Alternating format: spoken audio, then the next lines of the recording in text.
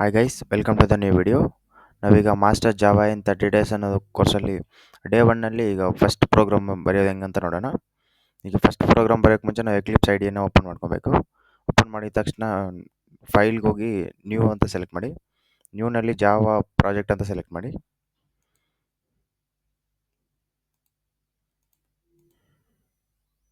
ಬರೋವರೆಗೂ ವೆಯ್ಟ್ ಮಾಡಿ.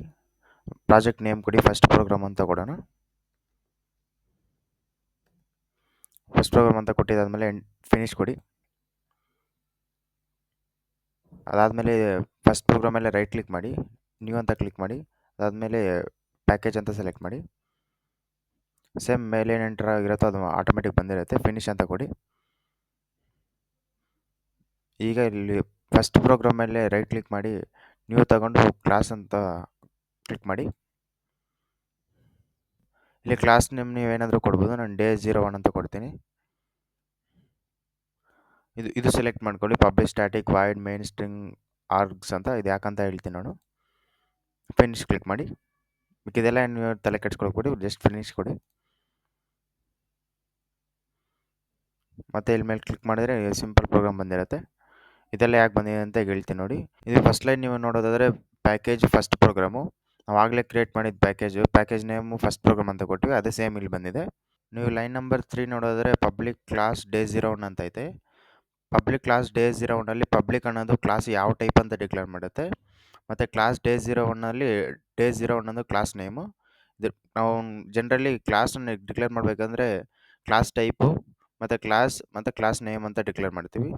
ಇದು ಫ್ಲವರ್ ಬೇಸಸ್ಸಿಂದ ಎನ್ಕ್ಲೋಸ್ ಮಾಡಿರ್ತೀವಿ. ಇದು ಮೈನ್ ಕ್ಲಾಸ್ ಅಂತ ಹೇಳ್ಬೋದು.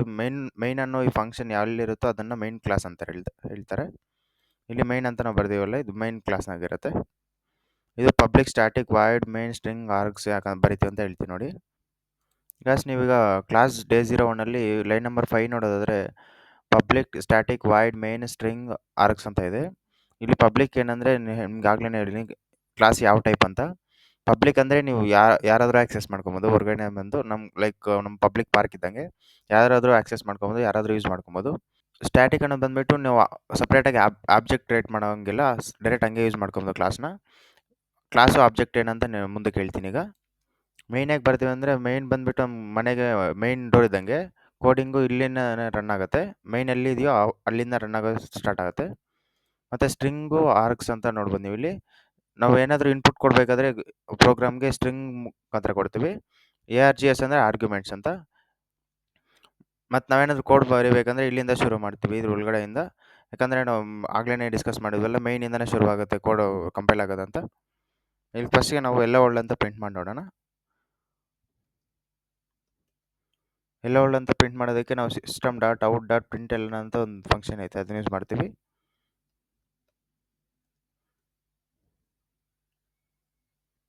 ಇಲ್ಲಿ system.out.println ಅನ್ನೋದು ಒಂದು ಫಂಕ್ಷನ್ನು. ನಾವೇನಾದರೂ ಕನ್ಸೋಲ್ ಮೇಲೆ ಪ್ರಿಂಟ್ ಮಾಡಬೇಕಾದ್ರೆ ಇದು ಫಂಕ್ಷನ್ ಯೂಸ್ ಮಾಡ್ತೀವಿ. ಇಲ್ಲಿ ಇದರಲ್ಲಿ 2 ಟೈಪ್ಸ್ ಇದ್ದಾವೆ, system.out.println ಅಂತ ಮತ್ತು ವಿತೌಟ್ ln ಬರೀಬೋದು. ಅದನ್ನು ತೋರಿಸ್ತೀನಿ ನಿಮಗೆ.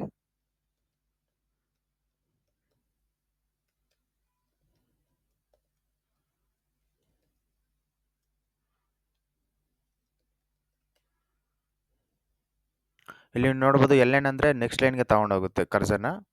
ನೀವು ln ಬರ್ದಿಲ್ಲ ಅಂದರೆ ಅದೇ ಲೈನಲ್ಲಿರುತ್ತೆ. ಈಗ ರನ್ ಮಾಡಿ ನೋಡೋಣ. ನೋಡ್ಬೋದು ಇಲ್ಲಿ ln ಬರ್ತೀವಿ, ಅದಕ್ಕೆ ನೆಕ್ಸ್ಟ್ ಲೈನ್ಗೆ ಹೋಗಿದೆ ಕನ್ಸೋಲಲ್ಲಿ. ನೆಕ್ಸ್ಟ್ ಲೈನಲ್ಲಿ ಪ್ರಿಂಟ್ ಆಗಿದೆ.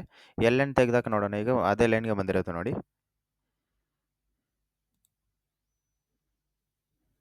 ನೀವು ನೋಡ್ಬೋದು ಇಲ್ಲೇ ಸೇಮ್ ಅದೇ ಲೈನ್ಗೆ ಬಂದಿದೆ. ln ಬಂದುಬಿಟ್ಟು ನೆಕ್ಸ್ಟ್ ಲೈನ್ಗೆ ಹೋಗೋದಕ್ಕೆ ಯೂಸ್ ಮಾಡ್ತಾರೆ. system.out.print ಇಲ್ಲ system.out.println ಅನ್ನೋದು ಕನ್ಸೋಲ್ ಮೇಲೆ ಏನಾದರೂ ಪ್ರಿಂಟ್ ಮಾಡಬೇಕಂದ್ರೆ ಯೂಸ್ ಮಾಡ್ತೀವಿ. ಇಷ್ಟು ಮಾತ್ರ ರನ್ ಆಗಿದ್ರೆ ನಿಮಗೆ ಡೇ 1 ಕಂಪ್ಲೀಟಾಗಿ ಸಕ್ಸಸ್ಫುಲಿ ನೀವು ರನ್ ಮಾಡಿರ ಅಂತ ಆಯಿತು ಫಸ್ಟ್ ಪ್ರೋಗ್ರಾಮು. ನಿಮಗೆ ಇದಕ್ಕಿಂತ ಮೊದಲು ನಿಮಗೆ ಕ್ಲಾಸು ಮತ್ತು ಆಬ್ಜೆಕ್ಟ್ ಅಂತ 2 ಕಾನ್ಸೆಪ್ಟ್ ಇದೆ, ಅದು ಹೇಳ್ತೀನಿ ನೋಡಿ. ಕ್ಲಾಸ್ ಅಂದರೆ ಏನಿಲ್ಲ guys, blue print of the object ಅಂತೇಳಿ. ಫಾರ್ ಎಕ್ಸಾಂಪಲ್ ನೀವೀಗ ಮನೆ ಕಟ್ಟಬೇಕಂದ್ರೆ ಮನೆ ಕಟ್ಟೋಕ್ಕಿಂತ ಮೊದಲು ಒಂದು ಬ್ಲೂ ಪ್ರಿಂಟ್ ರೆಡಿ ಮಾಡ್ಕೊಂಡಿರ್ತೀವಲ್ಲ, ಯಾವ್ಯಾವ ರೂಮ್ ಎಲ್ಲೆಲ್ಲಿ ಬರುತ್ತೆ ಅಂತ. ಫಾರ್ ಎಕ್ಸಾಂಪಲ್ ಇಲ್ಲಿ ನೋಡಿ, ನೀವು ಇದೊಂದು ಬ್ಲೂ ಪ್ರಿಂಟ್ ಅಂದ್ಕೊಳ್ಳೋಣ. ಮನೆದು ಒಂದು ಬ್ಲೂ ಪ್ರಿಂಟ್ ಅಂದ್ಕೊಳ್ಳಿ. ಇದು ಮನೆ ಯಾವ ಥರ ಕಟ್ಟಬೇಕಂತ, ಯಾವ್ಯಾವ ರೂಮ್ ಯಾವ ಥರ ಬರುತ್ತೆ ಅಂತ ಒಂದು ಬ್ಲೂ ಪ್ರಿಂಟ್ ರೆಡಿ ಮಾಡಿರ್ತೀರಲ್ಲ, ಇದಕ್ಕೆ ಕ್ಲಾಸ್ ಅಂತ ಕರಿತೀವಿ. ಇದನ್ನು ಸೇಮ್ ಅದೇ ಬ್ಲೂ ಪ್ರಿಂಟ್ನ ಇಟ್ಕೊಂಡು ನೀವು ಒಂದು ಮನೆ ಕಟ್ತೀರಲ್ಲ, ಅದನ್ನು ಆಬ್ಜೆಕ್ಟ್ ಅಂತ ಕರಿತೀವಿ. ಕ್ಲಾಸ್ ಬಂದ್ಬಿಟ್ಟು ಏನು ಫಂಕ್ಷನಲ್ ಇರೋದು ಬರೀ ಒಂದು ಕಾನ್ಸೆಪ್ಟ್ ಇರುತ್ತೆ ಅಷ್ಟೇ. ಅಲ್ಲಿ ಫಂಕ್ಷನ್ ಇರುತ್ತೆ ಮತ್ತೆ ಡೇಟಾ ಇರುತ್ತೆ. ಯಾವ ಥರ ಮನೆ ಕಟ್ಟಬೇಕು ಅನ್ನೋದು ಡೇಟಾ ಇರುತ್ತೆ. ಬಟ್ ಅಲ್ಲೇನು ವರ್ಕ್ ಮಾಡಲ್ಲ. ಲೈಕ್ ನೀವು ಮನೇಲಿ ಇರೋಕ್ಕಾಗಲ್ಲವಲ್ಲ. ನೀವು ಬ್ಲೂ ಪ್ರಿಂಟ್ ಮೇಲೇನು ಸ್ಟೇ ಮಾಡೋದಕ್ಕಾಗಲ್ಲ, ಏನೂ ಇರಲ್ಲ. ಜಸ್ಟ್ ಅದೊಂದು ಬ್ಲೂ ಪ್ರಿಂಟ್ ಇರತ್ತೆ ಅಷ್ಟೇ. ಅದನ್ನ ತಗೊಂಡೋಗಿ ನೀವು ಆಬ್ಜೆಕ್ಟ್ ಅಂದರೆ ಮನೆ ಕಟ್ಟಿದ್ರೆ ಮಾತ್ರ ಅಲ್ಲಿ ನೀವು ಸ್ಟೇ ಮಾಡೋದಕ್ಕೆ ಏನಾದರೂ ವರ್ಕ್ ಮಾಡೋದಕ್ಕೆ ಆಗುತ್ತೆ. ಸೇಮ್ ಅದೇ ಕಾನ್ಸೆಪ್ಟೇ ನಮ್ಮ ಜಾವಾನಲ್ಲೂ ವರ್ಕ್ ಆಗುತ್ತೆ. ಕ್ಲಾಸ್ ಅನ್ನೋದು ಬರೀ ಬ್ಲೂ ಪ್ರಿಂಟ್ ಅಷ್ಟೇ. ಅದು ಆ್ಯಕ್ಚುಲಾಗಿ ಏನು ರನ್ ಮಾಡಲ್ಲ.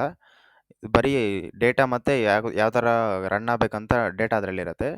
ಅದನ್ನು ತಗೊಂಡೋಗಿ ಆಬ್ಜೆಕ್ಟಲ್ಲಿಟ್ಟು ನಾವು ಆಬ್ಜೆಕ್ಟ್ನ ಕ್ರಿಯೇಟ್ ಮಾಡಿ ಅದನ್ನು ರನ್ ಮಾಡ್ತೀವಿ. ಅದು ಯಾವುದು ಅಂತ ನೆಕ್ಸ್ಟ್ ವೀಡಿಯೋನಲ್ಲಿ ನೋಡ್ತೀನಿ. ಡೇ 02 ನಲ್ಲಿ ನೋಡೋಣ ಅವೆಲ್ಲ. Thank you guys. Thank you for watching.